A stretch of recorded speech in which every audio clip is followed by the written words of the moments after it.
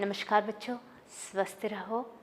बच्चों, आज गद्य भाग पाठ ये सुजान भगत में आज चौथे भाग में देखने जा रही है। सुजान भगत अपना खोया हुआ अधिकार को पाने के लिए कौन सा निर्णय लेता है।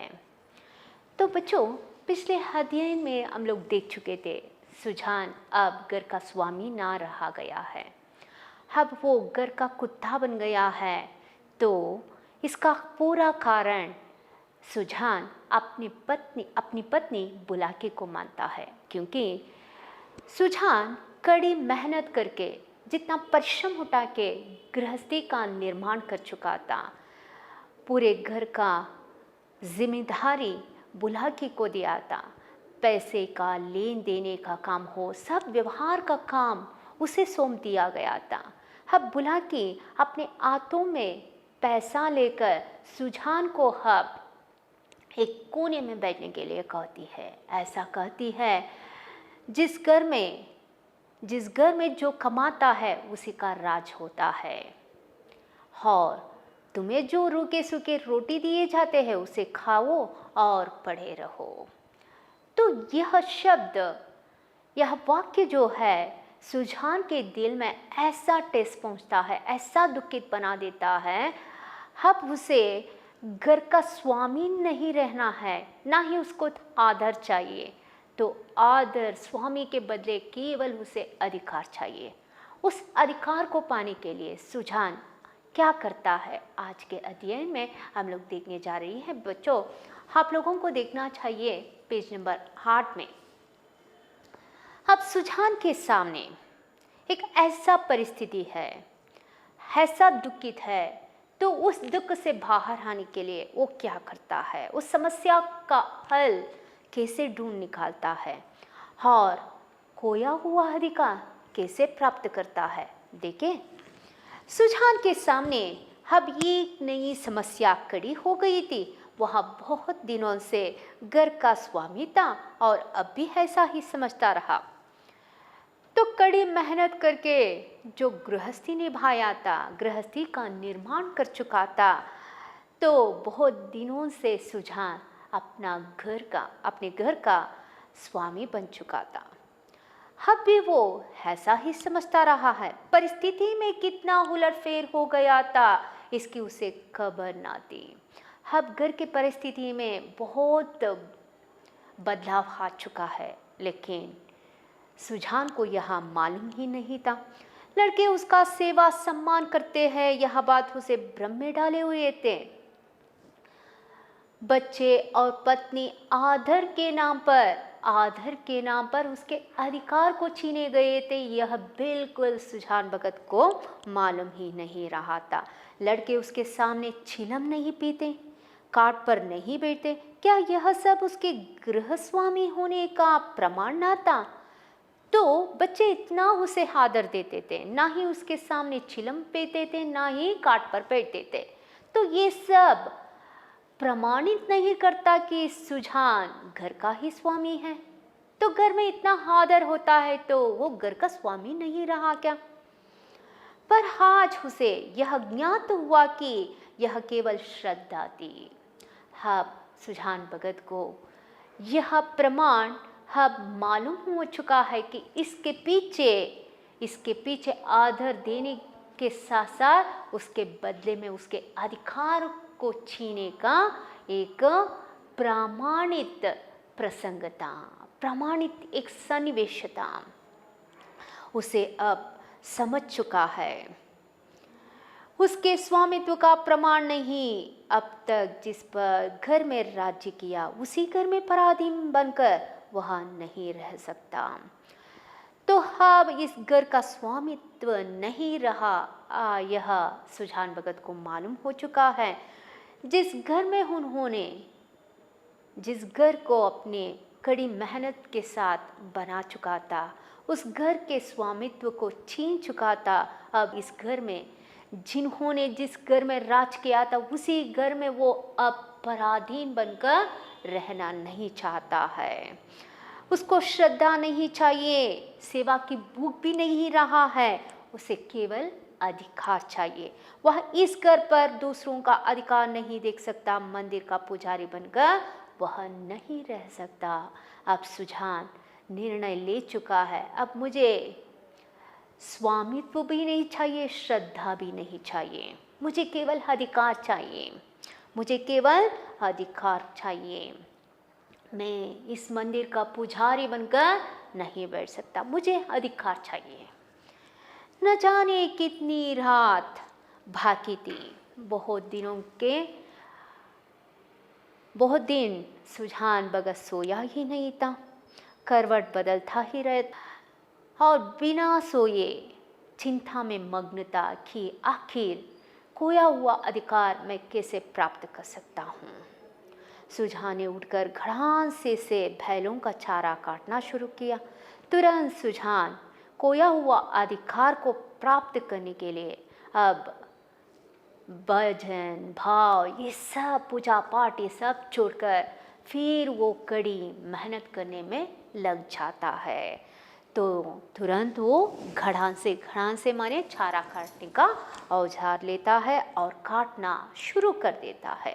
सारा घास होता था पर सुजान करवी काट रहे थे, चारा काट रहा था।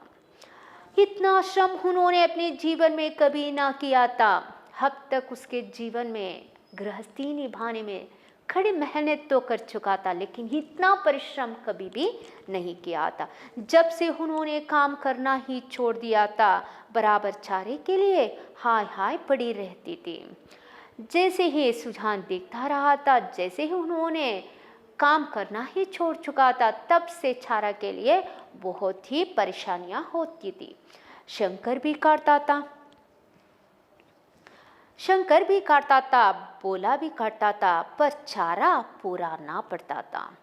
इतना दो जवान बेटे पूरा घर का काम संभालते थे, लेकिन फिर भी चारा में बहुत ही कमी दिखती थी। आज वह इन लौंडों को दिखा देंगे चारा कैसे काटना चाहिए। तो इन दोनों जवान बेटों को मुझे दिखाना चाहिए चारा कैसे काटना चाहिए। उनके सामने कटिया का पहाड़ खड़ा हो गया और टुकड़े कितने महीन और सुडौलते मानो सांचे में ढाले गए हो। तो सुजान ने चारा का ढेरा ही बना दिया तो कटिया का पहाड़ ही खड़ा हो गया। तो टुकड़े कितने महीने सुडौलते मानो सांचे में डाले गए हो। मुंह अंधेरे बुला की हुटी तो कटिया का ढेर देखकर दंग रह गई। तो जैसे ही बुला की हुटी तो सुबह देखी तो घर के सामने कटिया का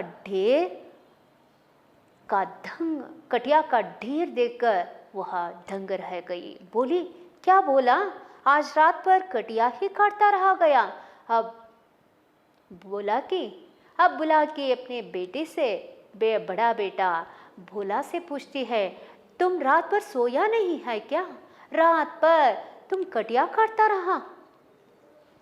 कितना कहा कि बेटा जी से जहान है, पर मानता ही नहीं, रात को सोया ही नहीं।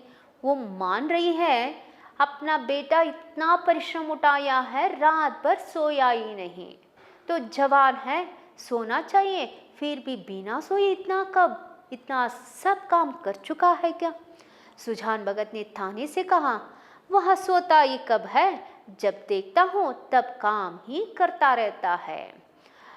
तो सुजान भगत व्यंग्य में खाने लगा, थाने देते हुए कहा, वह सोता ही कब है, जब देखता हूँ तब काम ही करता रहता है। तो मैं तो हमेशा देखता रहता हूँ तुम्हारा दोनों जवान बेटे काम करते ही रहते हैं। ऐसा कमाऊ करने वाला संसार में कोई दूसरा ही नहीं होगा। इतने में बोला हांकी मलता हुआ बाहर निकला। अब उठ गया है जवान बड़ा बेटा। बोला बाहर आकर देख रहा है, उसे भी ढेर देखकर आश्चर्य हुआ। माँ से बोला, क्या शंकर आज बड़ी रात को उठाता है माँ? हाँ बोला, पूछ रहा है बुला के से, आज रात पर शंकर काम किया क्या? वो जल्दी झाँक कर इतना सब काम कर चुका है क्या? बुला के, वह तो पड़ा सो रहा है, मैंने तो समझा तुमने काटी होगी। हाँ, शंकर तो सो रहा है, मैं तो सोची थी कि तुम ही तो ये सब किया होगा।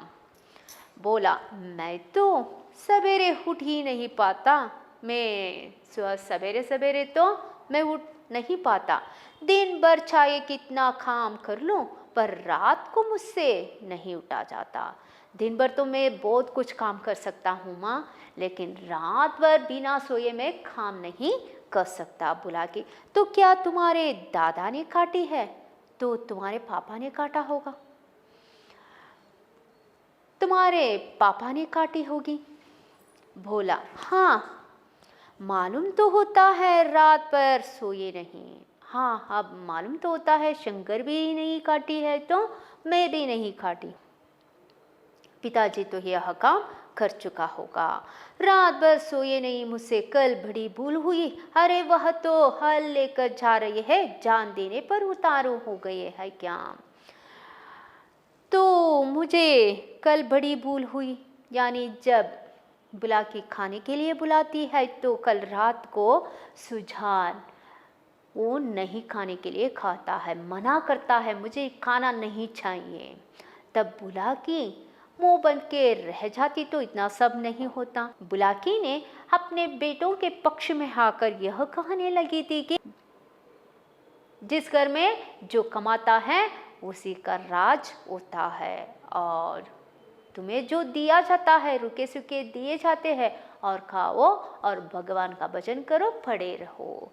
यह वाक्य उन्होंने यानी बुला के कहने पर सुजान के दिल में ऐसा ठेस पहुंचा चुका, ऐसा दुखित बना चुका था कि अब सुजान अपने अधिकार को बिना लिए वो खाली हाथ नहीं बैठ सकता। अधिकार छीने बिना, अधिकार पुनः प्राप्त किए बिना वो खाली हाथ नहीं बैठ सकता। तो अब बुलाकी को एहसास हो चुका है कि कल रात को मुझे उस तरह सुजान भगत के साथ यानी पति के साथ ऐसे बातें नहीं करनी चाहिए था। बुलाकी कहती है, क्रोधित तो सदा के हैं, अब किसी की सुनेंगे थोड़ी ही। हाँ, मैं तो कितने सालों से देख रही हूँ तुम्हारे पिताजी को, वो बहुत ही जिद्दी आदमी है, इतना क्रोधित है। क्रोधित होने के नाते वो किसी के सुनते ही नहीं है। बोला, शंकर को जगा दो, मैं भी जल्दी से मुंह हाथ धोकर हल ले जाऊं। तो अब शंकर को उठा दो, अगर पिताजी खेत में गए हैं तो हमें भी उनके साथ काम करना ही होगा, मैं भी जल्दी वहाँ जाता हूँ और शंकर को ले जाता हूँ। जब और किसानों के साथ बोला हल लेकर खेत में पहुँचा तो सुजान हादा के जो चुके थे। भोला ने चुपके से काम करना शुरू किया, सुजान से कुछ बोलने की उसकी हिम्मत ना पड़ी। जैसे ही बोला हल लेकर खेत गया तो इसके पहले ही सुजान भगत हादा खेत जोत चुके थे, तो बिन भोले भोला अपने काम में लग गया। दोपहर हुआ, सभी किसानों ने हल छोड़ दिया पर सुजान भगत अपने काम में मग्न है। तो दोपहर होते ही धूप इतना बढ़ रहा था, सब किसान चले गए, लेकिन सुजान अपने हाथों से हल नहीं छोड़ रहा था, बस उसे काम करना था, फिर अधिकार पाना था। भोला थक गया है, उसकी बार इच्छा होती है कि बैलों को खोल दे, मगर डर के मारे कुछ कह नहीं सकता। अब भोला तो थक चुका था और बार उसका मन कह रहा था अब मुझे आराम करना चाहिए और बैलों को खोलकर मुझे आराम करना चाहिए, लेकिन डर के मारे वो कुछ नहीं कह सकता था, ना ही कुछ कर सकता था। सबको आश्चर्य हो रहा है कि दादा कैसे इतनी मेहनत कर रहे हैं। तो सब लोग, पूरे गांव वाले देख चुके थे सुजान महतो ना रहा गया था, बल्कि वो भगत बन चुका था। अब एक ही दिन में ऐसा परिवर्तन कैसे हो सकता है सुजान भगत में? सुजान भगत अब फिर वो महतो जैसे मजूर होकर काम कर रहा है। तो सबको आश्चर्य हो रहा है उसे देखकर। हाकिर बोला, डरते डरते बोला, दादा अब तो दोपहर हो गया, अब दोपहर हो गया है, दादा हल खोल देना, जाएंगे। सुजान, हाँ खोल दे, तुम बैलों को लेकर चलो, मैं ढांड फेंक कर आता हूँ। तो सुजान आज्ञा देता है, हाँ बैल को खोलो और तुम जाओ, मैं आता हूँ। बोला, मैं सांझ को ढांड फेंक दूंगा, आप आ जाइए, जो भी काम बाकी है ढांडा फेंकना है वो मैं कर दूंगा शाम को। सुजान, तुम क्या फेंक दोगे, देखते नहीं हो खेत कटोरे की तरह गहरा हो गया है, तभी तो बीच में पानी जम जाता है। इसी गोहिल के खेत में 20 मन का बीघा होता था, तुम लोगों ने इसका सत्यानाश कर दिया।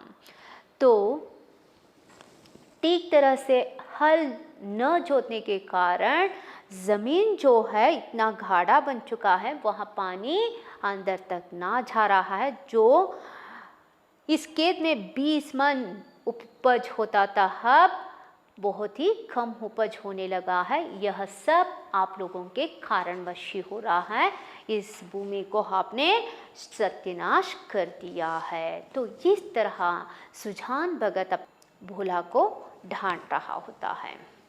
तो जैसे ही बोला, बैल को खोल दिए गए, बोला बैलों को लेकर घर चला। पर सुजान ढांड फेंकते रहे, आधा घंटे के बाद ढांड फेंक कर वह घर आया। वो भी ढांड फेंकने के बाद आधा घंटे के बाद सुजान भगत भी ढांड फेंक कर घर आ जाता है, मगर थकान का नाम वो नहीं लेता। नहा हकाकर आराम करने के बदले उन्होंने बैलों को सहलाना शुरू किया। जैसे ही इतना दोपहर, सुबह से दोपहर तक कड़ी धूप में वो इतना कड़ी मेहनत करके आया हुआ था, फिर भी उसे आराम करने का नाम लेकर फिर उन्होंने बैलों को सहलाना शुरू कर चुका था। उनके पीठ पर हाथ फेरे, उनके पैर मले, पूंछ सहलाती, बैलों को सहलाता रहा, हाथ फेरता रहा, पैर मलते रहे, पूंछ सहलाती रहे। बैलों की पूंछें खड़ी थी। तो इतना करने के बावजूद बैलों को सुजान के गोद में एक अकथनीय सुख मिल रहा था। बहुत दिनों के बाद बैलों को आज बहुत आनंद प्राप्त हुआ था। उनकी आंखों में कृतज्ञता भरी हुई थी, बैलों में सुजान के प्रति कृतज्ञता भरी हुई थी। मानो वे कह रहे थे, हम तुम्हारे साथ रात दिन काम करने को तैयार है। तो बैलों के यह आनंदित हुए बैलों के मन में उनके सुजान के प्रति ऐसा कृतज्ञता भाव प्रकट करते हुए कह रहे थे, हम भी तुम्हारे साथ रात भर काम करने के लिए तैयार हैं। अन्य कृषकों की भांति भोला अभी कमर सीधी कर रहा था कि सुजान ने फिर हल उठाया और खेत की ओर चले।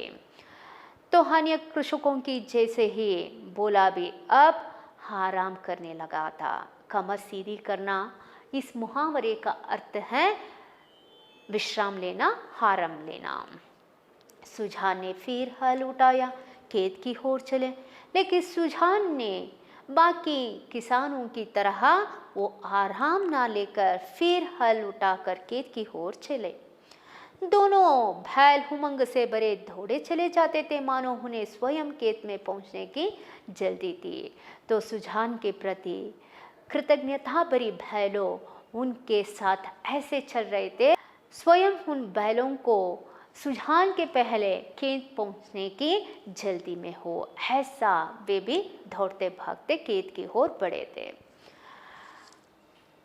सुजान के प्रति कृतज्ञता भरी बैलों ने उसके पहले खेत जोतने की उत्सुकता से भाग दौड़ में खेत की ओर भागती जा रही थी, पहुंचने की जल्दी थी।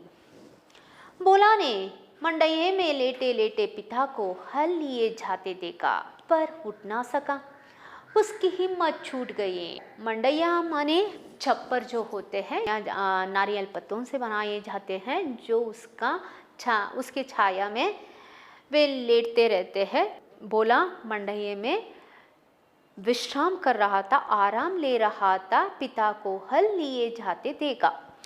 तो आराम करते करते अब सुजान भगत खेत की ओर बढ़ रहे थे, उसे देखा पर उठ ना सका। उसे तो आराम करना चाहिए था, इसलिए वो उठ ना सका। उसकी हिम्मत छूट गई। उसने कभी इतना परिश्रम ना किया था, कभी भी एक दिन में बोला इतना परिश्रम कभी भी उठाया ना था। उससे बनी बनाई गृहस्थी मिल गई थी। तो सुजान ने घर बसाकर पूरा जो भंडार भरकर उसके हाथ में सौंप दिया था। तो बनी बनाई गृहस्थी पाकर उसे श्रम करने की ज़रूरत ही नहीं थी। तो इसलिए अब ऐसे बनी बनाई गृहस्थी को देखने के बावजूद श्रम न उठा रहा था, लेकिन आज सुजान भगत के वास्ते उसे इतना श्रम उठाना पड़ा था। तो अपने दादा ने जो कमाया था उसमें जैसे जैसे जीवन चला रहा था, इन धामों वहाँ घर का स्वामी बनने का इच्छुक ना था। अब इतना श्रम उठाकर घर का स्वामी बनना भी भोला नहीं चाहता था, क्योंकि वो स्वामित्व उन्हें नहीं चाहिए।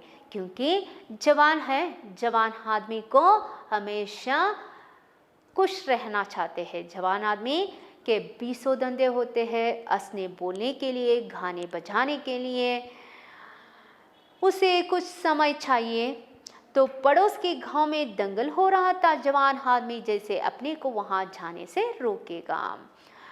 तो पराधीन हुआ सुजान अब फिर अपने अधिकार को पाने के लिए इतना श्रम उठा रहा है, लेकिन बोला को वह स्वामित्व नहीं चाहिए, क्योंकि वो जवान है। जवान के 20 धंधे होते हैं, उसे नाचने का, गाने का, हंसने का, और उनके पड़ोस गांव में दंगल हो रहा है, वहां आनंद लेने के लिए जाना चाहिए। यहाँ वो श्रम उठाते काम करेगा तो उसके जवान अवस्था में जो संतोष आनंद लेना चाहिए वो सब उससे दूर हो जाएगा। इसलिए अब बोला स्वामित्व नहीं चाहता, बल्कि वो जीवन को आनंद में निभाना चाहता है, आनंद में बिताना चाहता है। तो जवान आदमी कैसे अपने को वहां जाने से रोकेगा? किसी गांव में बारात आई है, नाच गाना हो रहा है, जवान आदमी क्यों उसके आनंद से वंचित रह सकता है? वृद्ध जनों के लिए ये बाधाएं नहीं, उन्हें ना नाच गाने से मतलब, ना खेल तमाशे से गरज, केवल अपने काम से काम है। तो बूढ़े आदमियों के लिए ना गाना, ना नाच गाना, ना कोई आनंद, केवल उनके लिए जीवन का मतलब होता है। इसलिए वे वृद्ध जन हमेशा काम करने में ही लगे रहते हैं। बुलाकी ने कहा, बोला तुम्हारे दादा हल लेकर गए। हाँ, बुलाकी अपने पति को हल लेकर जाते हुए देखकर भोला से कहती है, देखो तुम्हारे दादा हल लेकर खेत में गए हैं। तो भोला वहाँ ना जाने के अर्थ में कहते हैं, जाने दो हम्मा, मुझसे यहाँ नहीं हो सकता, अब मुझे नहीं हो सकता, इतना परिश्रम मुझे नहीं करना चाहिए, मुझे ये कड़ी मेहनत मुझे नहीं चाहिए। तो जाने दो, वो जैसा भी काम कर ले करने दो, अभी मुझे आनंद लेना चाहिए, अब तो मेरा जवान छूटता जाएगा। अगर ऐसा जवानी को मैं किसी भी हालत में दुख में डुबोना नहीं चाहता, मुझे आनंद लेना चाहिए, और जवानी में जो मुझे आनंद लेना चाहिए वो लेता हूँ, मुझे स्वामित्व नहीं चाहिए। तो इस तरह बोला अपनी माँ से कहता है। तो आज के अध्ययन के संदर्भ में तो सुजान खोया हुआ अधिकार पाने के लिए कड़ी मेहनत कैसा कर रहा था, उसके बारे में हम लोग बहुत कुछ विचार प्राप्त कर चुके हैं। सुजान खोया हुआ अधिकार को प्राप्त करने के लिए कड़ी मेहनत करते हुए हम लोग देख चुके हैं। बच्चों, अगले अध्ययन में हम लोग सुजान अपने स्वामित्व को यानी अपने अधिकार को कैसे प्राप्त करता है वो भी हम लोग आगे के अध्ययन में देखेंगे। आज के अध्ययन के संदर्भ में हमें प्रश्न मिलता है, एक शब्द और वाक्य में। नवा प्रश्न है, घर में किसका राज होता है? जो कमाता है उसी का राज होता है। कटिया का ढेर देकर कौन दंग रह गई, कटिया का ढेर देकर भुला के दंग रह गई। सुजान के गोद में सिर रखे किन्हें अकथनीय सुख मिल रहा था। सुजान की गोद में बैलों को अकथनीय सुख मिल रहा था। तो बच्चों, आज के अध्ययन के संदर्भ में हम लोग सुजान भगत खोया हुआ अधिकार को प्राप्त करने के लिए कैसा कड़ी मेहनत कर रहा है उसके बारे में जानकारी प्राप्त कर चुके हैं। बच्चों, आगे के अध्ययन में सुजान भगत अपना खोया हुआ अधिकार ज़रूर पाएगा। इसके साथ साथ हम लोग पूरा प्रश्नोत्तर के बारे में जानकारी लेंगे। तब तक बच्चों स्वस्थ रहो, खुशी से रहो। धन्यवाद।